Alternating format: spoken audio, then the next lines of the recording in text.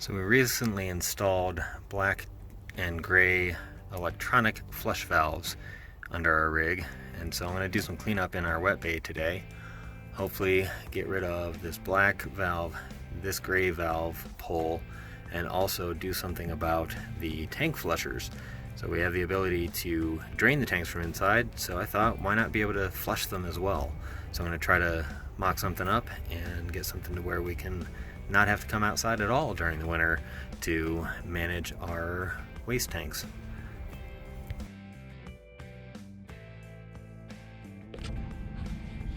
The first thing I'm going to do is cut these two lines. So these are the pull cables for the black and gray tank. Since I have both the black and gray tank already, the flush valves installed, I can cut both of these.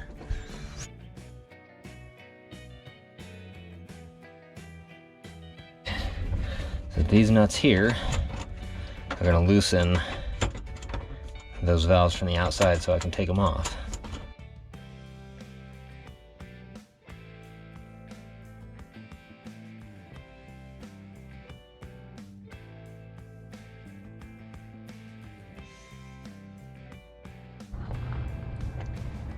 Before I get any additional components connected to this, I'm going to go ahead and take off the quick connects that I have here, and also cover these holes so that we don't get any critters coming inside over the winter.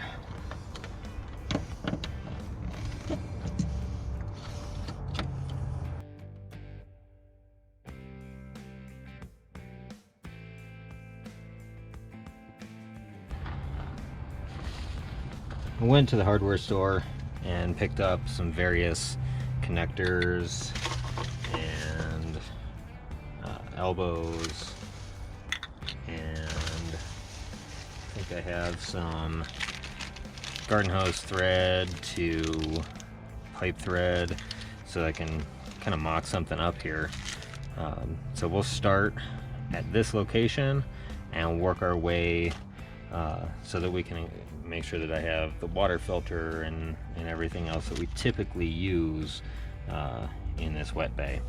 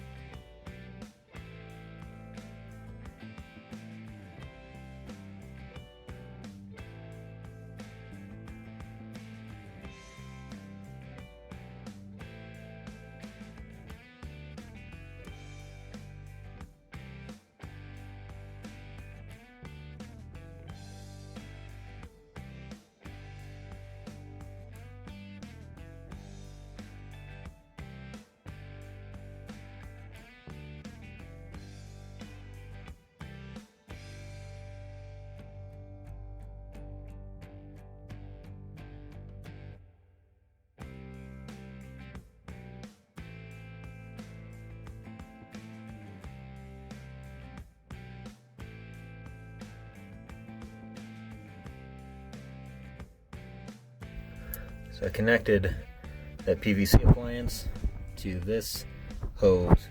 So I'll unscrew this one, pull it out, and take it out all the way back up to the bathroom sink.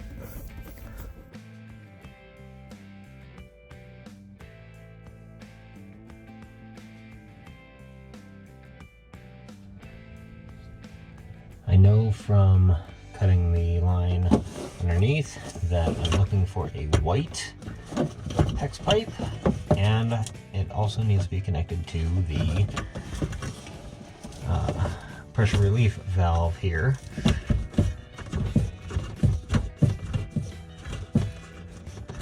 So this is the piece that's going to be coming, the pipe that's going to be coming out.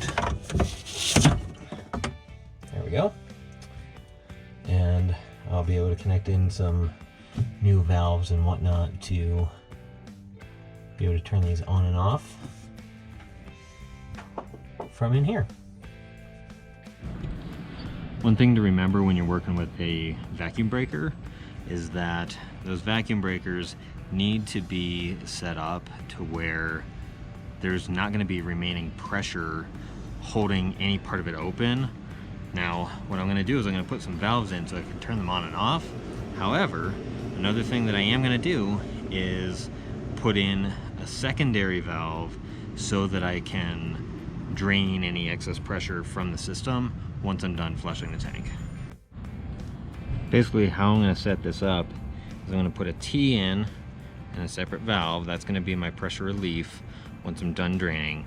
And then a little bit further down, I'll put a shut-off switch or valve, and then on this line I'll put an elbow so that I can connect it to the singular line that I'm going to use.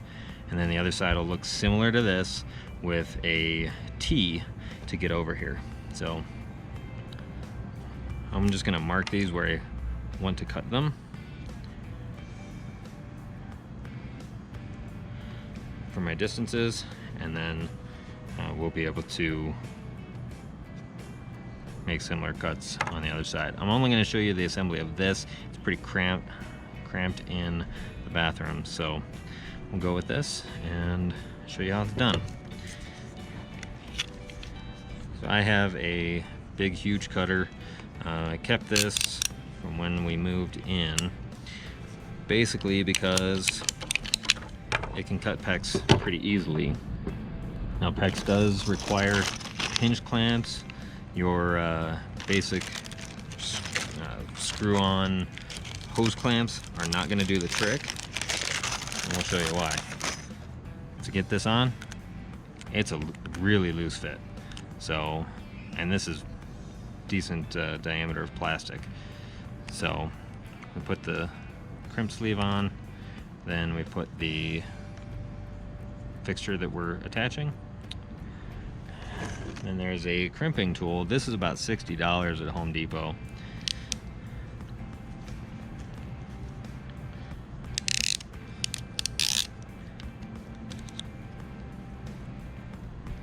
Once you get that crimpable part in there, it's ratchet so it doesn't loosen up on you. There you go. Now, there's no way to spin that. So what I'm going to do is switch over to high speed and put the rest of the side together.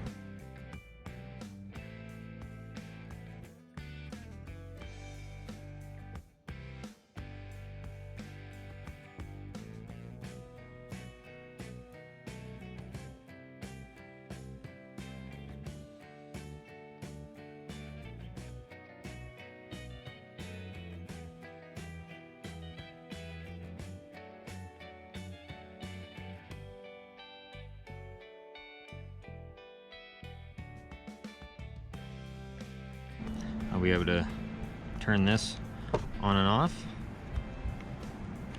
and use this valve to release the pressure.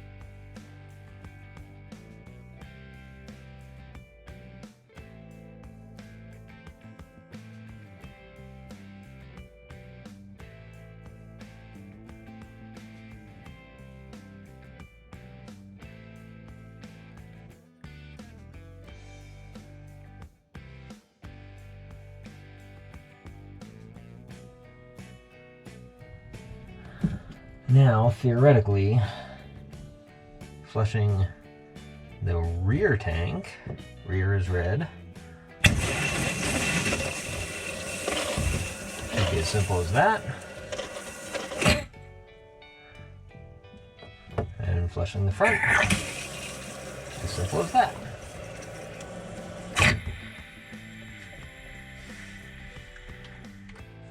And then since these valves don't want to have pressure on them at all times, I can just drain that out.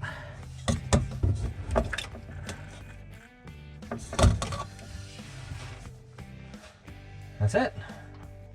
Easy as that. I'm really excited about this modification because last year we didn't flush our black tanks nearly as often as we should because of the amount of snow and the cold and everything. So hopefully this will allow us to prevent any buildup like we got during the winter of 2018-2019. This modification, I think, is something that is highly useful for us. You know, think about giving it a try on your rig. Now, our pressure relief valves are right here under the bathroom sink. Some RVs, they're not so easy to get to, but these relief valves will prevent any hazardous waste material, including that from the black tank, from getting back down into the water supply. So that's why I didn't try to replace these with any other check valves. I mentioned maybe putting a hose capable check valve in on the outside. I did not do that because after my research, these pressure relief valves are the appropriate type to use, and I didn't want to cause any potential contamination in the rest of our water system or anywhere else in the campground. So that's kind of the reasoning behind why I did this modification. We still do have the rest of the winterization videos coming up, so we'll have the skirting and window coverings and things like that. So please stay tuned. My name's Todd from the Alcohol Free RV, and we'll continue to do more mods, upgrades, and repairs along the way. See you next time.